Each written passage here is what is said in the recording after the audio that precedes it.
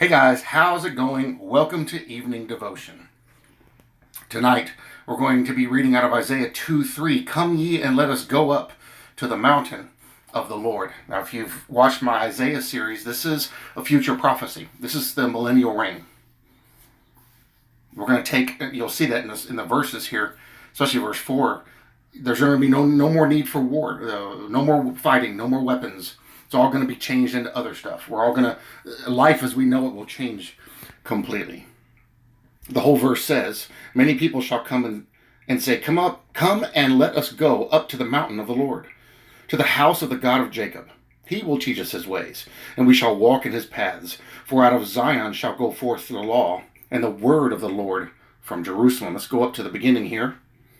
Mountain of the Lord, the word that Isaiah the son of Amos saw concerning Judah and Jerusalem. So this is going to be a future time for them. Now it shall come to pass in the latter days, that would be the future times, future even for us, that the mountain of the Lord's house shall be established on the top of the mountains, and shall be exalted above the hills, and all nations shall flow to it. This is the millennial reign. Because this same statement, all nations shall flow to it, is in the book of Revelation, about the millennial reign. Many people shall come and say, come, and let us go up to the mountain of the Lord, to the house of the God of Jacob. He will teach us his ways. That part there is actually in Proverbs. Or not Proverbs, Psalms. He will teach us his ways, and we shall walk in his paths. For out of Zion shall go forth the law, and the word of the Lord from Jerusalem. He shall judge between the nations, and rebuke many people. They shall beat their swords into plowshares, and their spears into pruning hooks. Nation shall not lift up sword against nation, neither shall they learn war anymore. No more firearms. There's going to be no more need for guns, swords, none of that stuff. The only thing will be for tools. The only stuff that will actually have value will be anything involving tools. O house of Jacob, come, let us walk in the light of the Lord. So we can stop there because that's the forethought of going on with that particular verse we're going to focus on tonight. But you can keep reading because, interestingly, it keeps going about a future time, the day of the Lord. We haven't even gotten there yet. Verse 6, for you have forsaken your people, the house of Jacob, because they are filled with eastern ways. They are soothsayers like the Philistines, and they are pleased with the children of foreigners. Their land is also full of silver and gold, and there is no end to their treasures. They're discovering that right now. They're discovering that right now. Largest gold mine in the world is in Israel. They just found it in the last couple of years. Their land is also full of horses, and there is no end to their chariots. Which nowadays it would be cars. Their land is also full of idols. They worship the work of their own hands, that which their own fingers have made. People bow down, and each man humbles himself. Therefore, do not forgive them. Enter into the rock and hide in the dust from the terror of the Lord and the glory of his majesty. That would be the sixth seal. Remember, we read that the other day in another book that links straight to that too. The lofty looks of man shall be humbled, the haughtiness of man shall be bowed down, and the Lord alone shall be exalted in that day. For the day of the Lord of hosts shall come upon everything proud and lofty, upon everything lifted up, and it shall be brought low. So I can keep going, but you get the point. He's making it very clear. This is what's going to happen there. A lot of people are going to be in a great deal of shock. And they're going to be upset because he's going to rule with a rod of iron. Justice and truth will prevail in everything. What a day that's going to be when he finally takes his kingdom back, takes his throne, and takes control. Fully. All right, so our focus now tonight is going to be, come ye and let us go up to the mountain of the Lord. It is exceedingly beneficial to our souls to mount above this present evil world to something nobler and better. The cares of this world and the deceitfulness of riches are apt to choke everything good within us. And that's the truth. And we grow fretful, desponding, perhaps proud and carnal. He's talking to Christians, by the way, so all them people out there are no carnal Christians. Well, yeah, there is. Look around. Pick a church and go to it. You're a 99% chance you're going to find them. It is well for us to cut down these thorns and briars, for heavenly seed sown among them is not likely to yield a harvest. You waste the gospel on people like that. And where shall we find a better sickle with which to cut them down than communion with God and the things of the kingdom? In the valleys of Switzerland, many of the inhabitants are deformed and all wear a sickly appearance, for the atmosphere is charged with miasma, I don't know what that is, and is close and stagnant. But up yonder on the mountain you find a hardy race, who breathe the clear, fresh air as it blows from the virgin snows of the alpine summits. It would be well if the dwellers in the valley could frequently leave their abodes among the marshes and the fever mists, and inhale the bracing element upon the hills. It is to such an exploit of climbing that I invite you this evening. May the Spirit of God assist us to leave the mists of fear and the fevers of anxiety, and this is a message to all of us, and all the ills which gather in this valley of earth, and to ascend the mountains of anticipated joy and blessedness. May God the Holy Spirit cut the cords that keep us here below and assist us to mount, to climb. We sit too often like chained eagles fastened to the rock, only that, unlike the eagle, we begin to love our chain, and would perhaps, if it came really to the test, be loath to have it snapped. And this is a great many people today. They are so in bondage to the world and the things of the world that when you try to assist them and free them, they don't want it, and they get angry at you for doing it. They've been in that state so long that they can't recognize that they're in trouble. May God now grant us grace, if we cannot escape from the chains as to our flesh, yet to do so as to our spirits. And leaving the body, like a servant, at the foot of the hill, may our soul, like Abraham, attain the top of the mountain, there to indulge in communion with the Most High. So what are we told to do in the New Testament? Meditate on the things of God. Be mindful and have our thoughts overcome with heavenly things. Think about them, dwell on them, meditate on them, consider them, look in the Bible and read about them. Now, while we still have to do things in this world, there are still things that need our attention. I just got done driving the neighbor's car because there's a stick shift. They were having problems with the shifter. It's the shifting linkage. And so they couldn't figure it out. Even the transmission shop couldn't figure it out. So I took her for a ride, and we drove down the road, and immediately I could tell what it was. So I got out, squirted a little bit of oil on the joints, got back in and drove it, and yeah, piece of cake. So there's things that have to be taken care of. There's things that have to be done. But they don't have to overwhelm our bulk of our thoughts. They can just be these things that we have to do, but this is second. And our thoughts are the thoughts of Christ and thoughts of heaven and thoughts of the Holy Father, overwhelming us. We go to bed and we wake up, thoughts of the Lord. When we go throughout our day, our mind is on the Lord.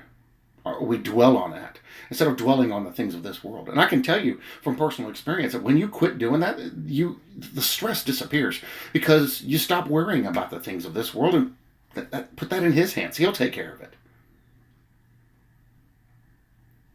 You stop worrying about your health issues. You stop worrying about your strugglings and stumblings.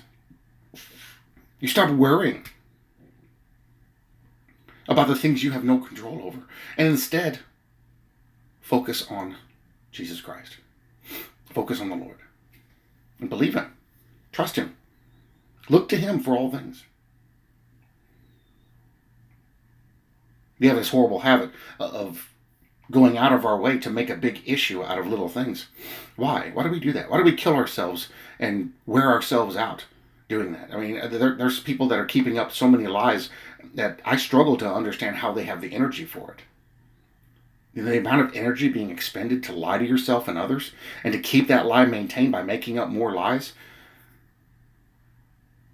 Well, how much time is wasted in a person's life doing that when we could just have the truth and not have to do that, and not have to waste that energy, and to put that energy towards the more important things. Same thing with money.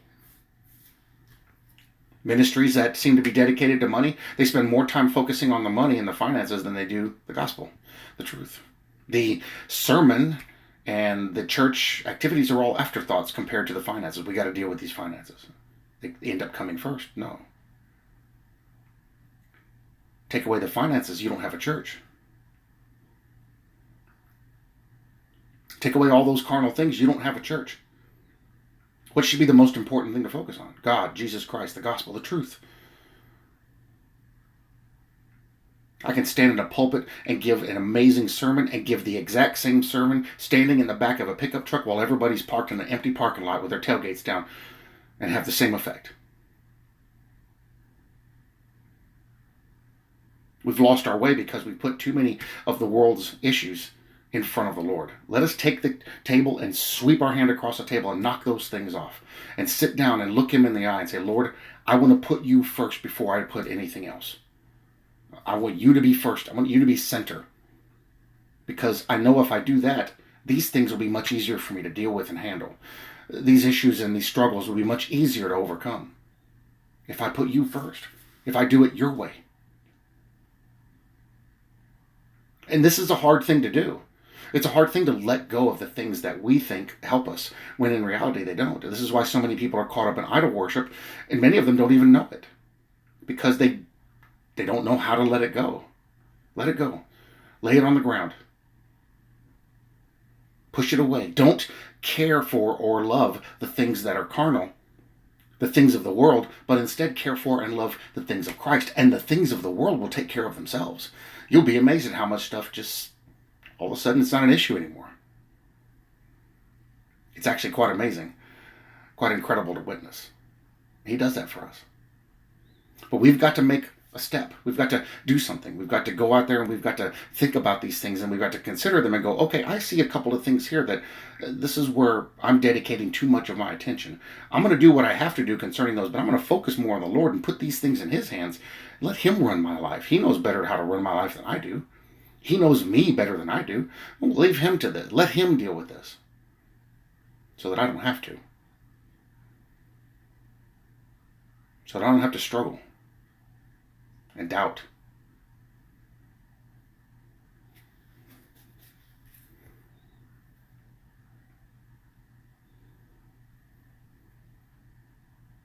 So that I don't have to constantly check myself and constantly be upset and constantly be stressed out. I can just trust him and look to him for all things. We spend so much time wasting our efforts, wasting our energy, when we could just look to him, trust him, rely on him, and not have to worry about it anymore.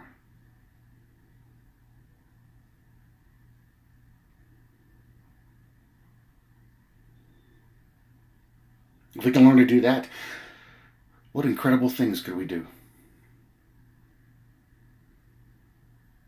If we could learn to let it go and trust him, how much better would life be? Let us go up to the mountain of the Lord. Let us go to his throne. Let us talk to him. Commune with him.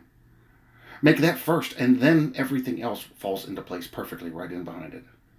Because when he leads the way, it always goes to what's better for us. When he runs the show, it's always for our better, that the way things happen.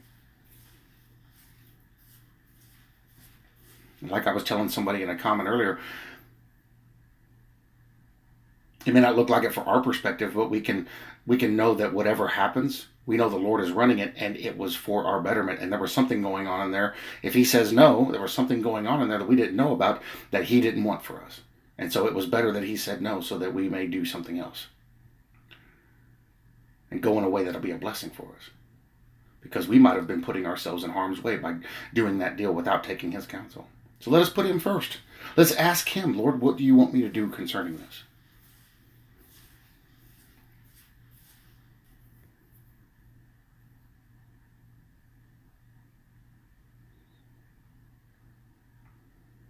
My wife still wants to move. She told me the other day, well, we might as well do everything we need to do here because you won't let me move. And I was like, it's not me. That's the Lord. I asked him. I've got no indicators that he wants us to move and do anything like that, but just to stay where we are and work with what we got. If the Lord wanted us to move, he would make it possible.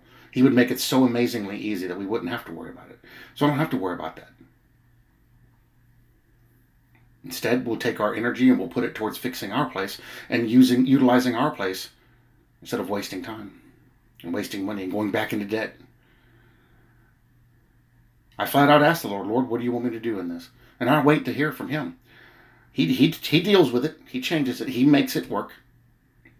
And I've learned that if it doesn't go the way I'm hoping it will go, it's because he knew something I didn't. He understood something about that I didn't, and it was going to put me in a situation that he didn't want me in.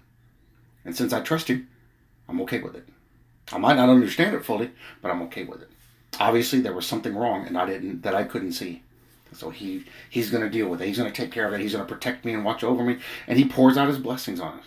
But we've got to learn to put him first. We've got to learn to listen to him, to do it his way. Because if we don't, then we get ourselves in situations that we didn't know this was there, we didn't know that was there, and then we find out after the fact, because he's not going to force us. He'll take a sense of, okay, if that's what you want, if you're going to fight me on this, okay. But how amazing that he heals us even if we do make a mistake. He protects us and watches over us even if we do make a mistake. But sometimes, as hard-headed as we are, we've got to learn a lesson. And sometimes we've got to learn it the hard way in order for it to become easier.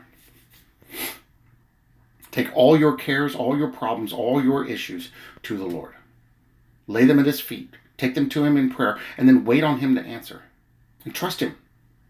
I can tell you from personal experience, he will answer, and whatever he does will work out to be the greater blessing. Again, I have example after example after example in my life. Because he will bring you where you'll prosper the greatest. He'll bring you where you'll do better. And you'll even do better than other people who do something similar. It's just a matter of waiting on him, relying on him, trusting him, and looking to him for all things. I love you all very much. I bless you all in Jesus' name, and I'll see you in the next video.